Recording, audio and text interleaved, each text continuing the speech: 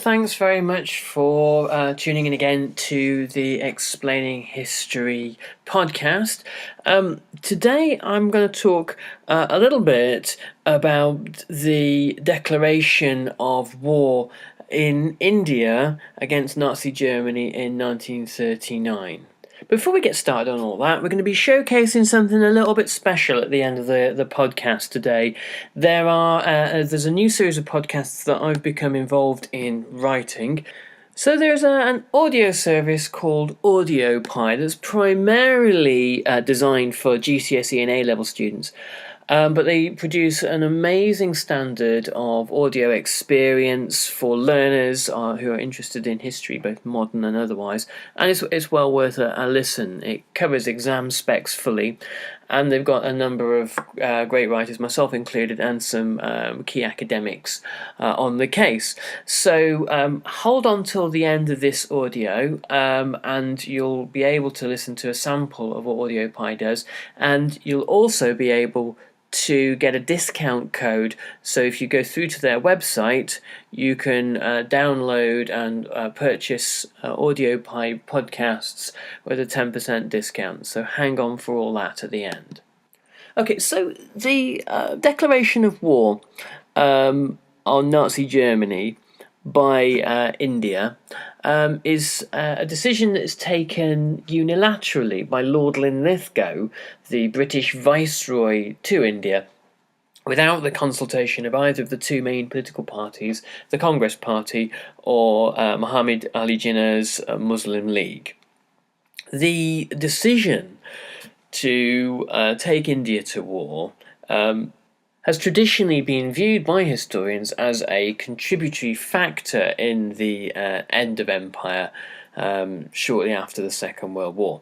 Now, I've talked a lot about this subject, but there's a new and really excellent book out, India's War, by Srinath Raghavan, well worth the read, and the thesis that he puts forward is that India goes through no less a kind of a social revolution during the Second World War, that the Indian Army goes from being the kind of the regional boot boys for the British Empire, keeping Britain's Asian Empire in place, to being a kind of a military superpower in its own right, and it has well over 1 million soldiers in uniform at the end of the war. It can safely be said to be that. And by the end of the war as well, the Indian Army is no longer willing to listen to British orders.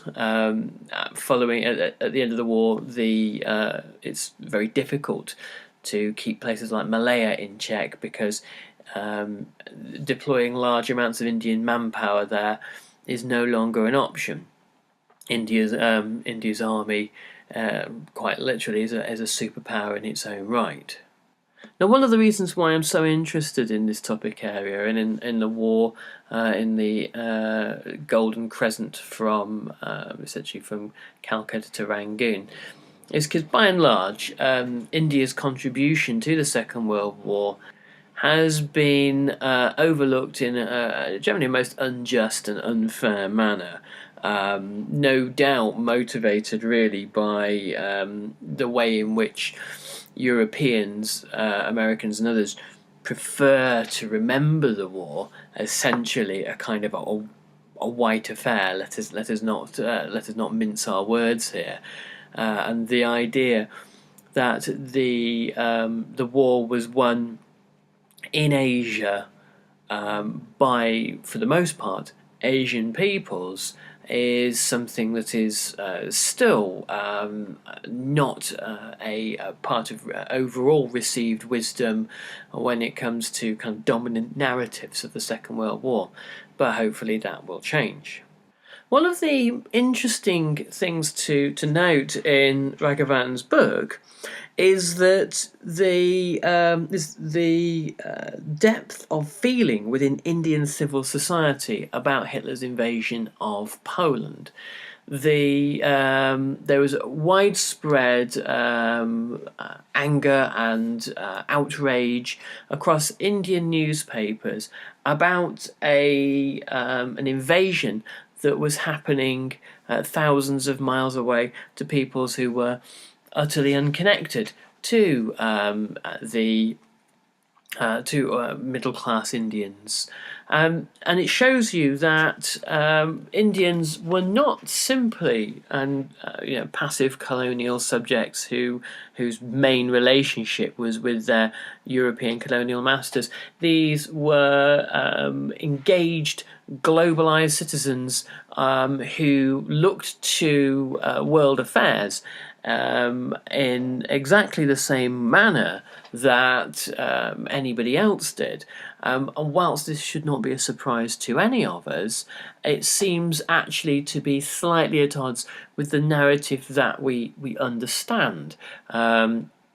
The only reason for that is because normally the dominant story of the Second World War, these kinds of ideas are not really included in the narrative. The fact that all over the British Empire, colonial subjects in Africa, in India, in the Caribbean and beyond might have had a view on Hitler's actions in Europe and what the empire needed to do and what should be done and what shouldn't be done, again, is rarely discussed. Normally, we take a view on what the so-called white dominions of, particularly of Canada and Australia, seem to think, New Zealand and South Africa, and what their view was. And again, when we do that, we're buying in unconsciously and unwittingly into older and essentially more racist ideas that it was the business of white dominions to be concerned about war in Europe, and the African and Asian colonies needed simply to kind of do as they were told. And it's interesting that this seems to have been the view of Lord Linlithgow himself.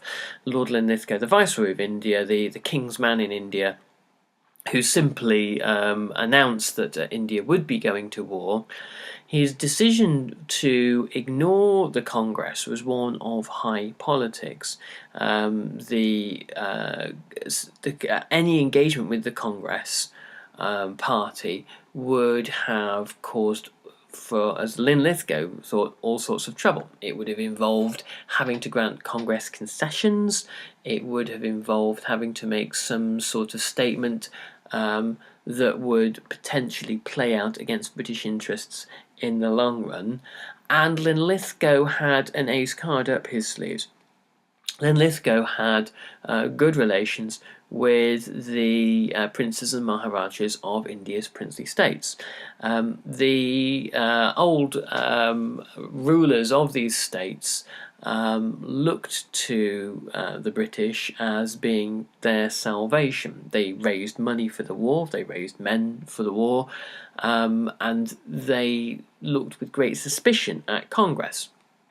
Congress and people like Nehru within it, to them, were potentially the communists of the future in the making. I'm not suggesting that Nehru actually was a communist, but certainly had deep sympathies for socialism, and Gandhi's concern for India's untouchables, and his rather Tolstoyan belief in the kind of the goodness of peasant labour and artisan homeworking, and the possibility of creating a very pluralist and egalitarian India after independence, obviously terrifies the Maharajas and princes of India, who didn't want to give up any of their considerable wealth.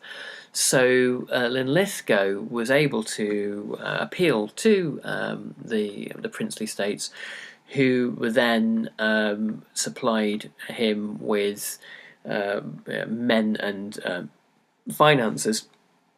And it was evidence that the British were already raising troops for the war in India, irrespective of what Congress wanted, which weakens Congress's hand. In London, you had in the new war cabinet of Neville Chamberlain the return of Winston Churchill, who had spent most of the 1930s on the backbenches purely because of his opposition to any kind of political reform in India. And he was well known for making deeply offensive statements about Gandhi, whom, whilst may not have been enormously popular with the British establishment, there was always some degree of sympathy for him, and amongst the British public in general, some degree of sympathy for India as represented by Gandhi. Churchill is adamant that no concession should be made to India whatsoever. Churchill had apparently his longest spell in India in the 1890s had only been for 10 months, but he came back with a firm conviction that he knew everything he needed to know about India, and India was the source of England's glory, but must be kept tightly controlled. And later on, during the war as Prime Minister, he demonstrates his views towards India during the Bengal famine, which I think I've mentioned previously. There's a podcast on Calcutta I did a few months ago that I think you might find useful on that score, and it's a pretty ugly side to Churchill. Linlithgow had a suggestion that the Congress might be supplied with information. They might be supplied with information that was considered sensitive or pertaining to defence, and this is vetoed by the British War Cabinet, and it was considered that this would be a wonderful way to pass information on to the Germans, and there were all sorts of characters like Subash Chandra Bose who may well do such things. So this was vetoed right away. Chamberlain is far more sympathetic towards granting concessions to the Congress Party. He believed that there was a justification for doing this if we were going to ask Indians to sacrifice themselves in large numbers to fight for the British Empire. The outbreak of war was also an opportunity for Muhammad Ali Jinnah and the Muslim League. Originally, the British had been giving some thought to a federated India, perhaps with dominion status, in which Jinnah could see the states with large Muslim populations, the way the sort of voting demographics broke down, being poorly represented within a future federated Indian government. And so Jinnah put pressure on the British to abandon this project, and to give an announcement that Muslim support for the war. He outright condemns Hitler, but he says that Muslim support for the war would have to ensure that, and he puts it ambiguously, justice is done to India's Muslims, which could mean a large number of things. Linlithgow is happy to grant concessions to Jinnah and to have a kind of a cordial dialogue with Jinnah, because it prevents Jinnah from teaming up with the Congress. British strategies politically of divide and rule in India go back a long way, and this was no different really. This was an opportunity to again steal energy from the political power of the Congress in 1939, following Linlithgow's unilateral declaration of war. Another interesting aspect of this political debate within India at the time is the position of the Communist Party of India. The Communist Party of India have a deep connection to the Communist Party of Great Britain, and essentially take their ideological line in an ironically colonial manner. from the Communist Party of Great Britain and the Communist Party of India fall in with the broadly Comintern approach to the war. That in 1939 there are the war is to be ignored in as much as it seems to be a squabble between imperialist powers, none of whom are of any kind of moral fibre whatsoever. And the real reason for this is obviously Comintern in Moscow is not going to encourage a war against its new friend Hitler following the conclusion of the Nazi-Soviet Pact, even though anti-fascism is at the heart of European and Asian communist parties throughout the 1930s. And it's only in 1941, when the Soviet Union is invaded, that communist parties can realign themselves alongside democratic governments and colonial governments in the waging of war. But it presents quite a crisis to the Indian Communist Party, who are in this very difficult position whereby the fascism that they have decried throughout the 1930s, they have to become quite muted about from 1939 to 1941. However, some dissenting Marxists, such as M.N. Roy, opposed this idea and said that essentially, as long as any war is against Hitler, then it would be supported by, or should be supported by, Indian Marxists, and this was not popular with the kind of the doctrinaire Stalinists of the Communist Party of India. Linlithgow did have the legal right, granted by the Government of India Act, to declare war on India's behalf. However, this de jure power would have been pretty irrelevant if the vast majority of Indians would become unwilling to be mobilised to fight. The Quit India campaign from 1942 onwards almost threatens to bring Britain's war against Japan to an end. So it shows you that the key to getting India into the war was mass consent. It wasn't sort of legal diktat.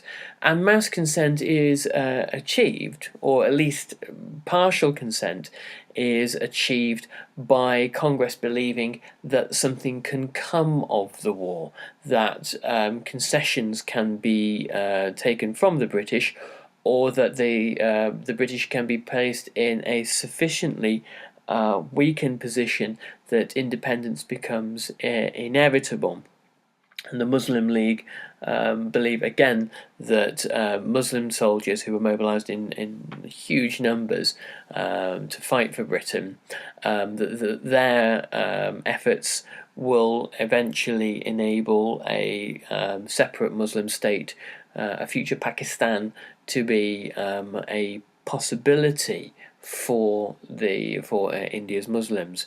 The thing about India that I think it's worth focusing on here is that India is within the British Empire, but it becomes almost a kind of like a subset of the British Empire. India by 1939 was a kind of a regional empire of its own within Asia.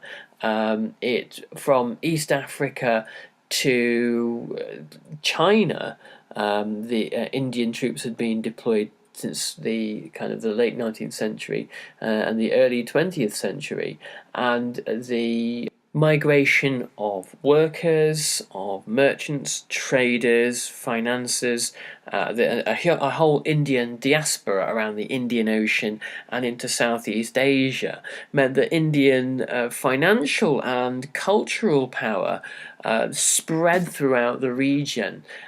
India was, in many ways, developing the institutions and the attributes of the dominions that were now autonomous powers in their own right, and autonomous decision makers in their own right, on the eve of the war. I think there's something interesting in all of this particular part of the story of India and the war that later explains Japanese misapprehensions and misunderstandings about India. Japan had already, by this point, courted Subash Chandra Bose, and the development of an Indian national army, the kind of the core of an Indian national army, would begin at around this time and over the next couple of years. And the view that many of Japan's top soldiers came from Subhash Chandra Bose. And if you're not sure about Chandra Bose, go back to the archive and you'll find a podcast on him. The view that Japan had was that India obviously desired independence, and that Indians would welcome another Asian nation, a kind of a leading an Asian sort of father nation, to throw the British out and rid Asia of Europeans once and for all. But what we can see here is that a civil society within India was making all manner of judgments and calculations and guesses and assumptions about removing the British themselves. The belief that another colonising power would be a substitute to Great Britain was largely rejected amongst the political and business classes in places like Delhi and Calcutta. Bose, in his darkest imaginings, didn't believe that the Japanese would colonise India, and probably the Japanese wouldn't have done in terms of manpower alone. They were hoping that the British would be forced out of India by simply an uprising of the Indian peoples. However, any post-war settlement would have drawn India and the rest of Asia into a Japanese economic sphere, which would have primarily benefited Japan. The story of why India fights Japan with such determination is perhaps one for another time. But what we can see in this story anyway is that the decision by Linlithgow to unilaterally declare war is not met with passivity. It's not met with outright opposition either. It's met with negotiation and calculation, and a range of different parties, from the Muslim League to the Congress to the princely states to the communists and others, all have their own different perspectives on what the war means, what opportunities it offers, what risks it carries with it, and what the obligations of Indian people to the world and to each other and to the idea of India itself actually are. Okay, so I hope you found that useful, and you can catch me today at 4 p.m. and every other Monday at 4 p.m. on the Explaining History Facebook page. I'm doing a live talk today about everyday life in Soviet Russia, Stalin's Russia, that is. Now, about that 10% discount I mentioned. So you can go to www.audiopi, that's spelled AUDIOPI, no E, P-I, audiopi.co.uk, and apply the discount code Explaining History when you go to the checkout, and you'll get 10% off. So this applies whether you're a school taking out a subscription or just buying a one-off series. And here is a sneak preview. Enjoy. The mist of a November dawn doesn't shroud the smell of mud, dried sweat, or the latrine. Yet there's something different in the air. Silence. The guns have stopped. So's the shouting. What next? Welcome to AudioPie's GCSE series on Germany between 1919 and 1945. During this series, To find out more, go to www.audiopie.co.uk and quote the promo code EXPLAIN when you get to the checkout. AudioPie, inspiring education.